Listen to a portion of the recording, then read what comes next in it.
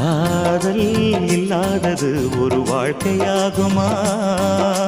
கண்கள் இல்லாமலே ஒரு காட்சி தோன்றுமா?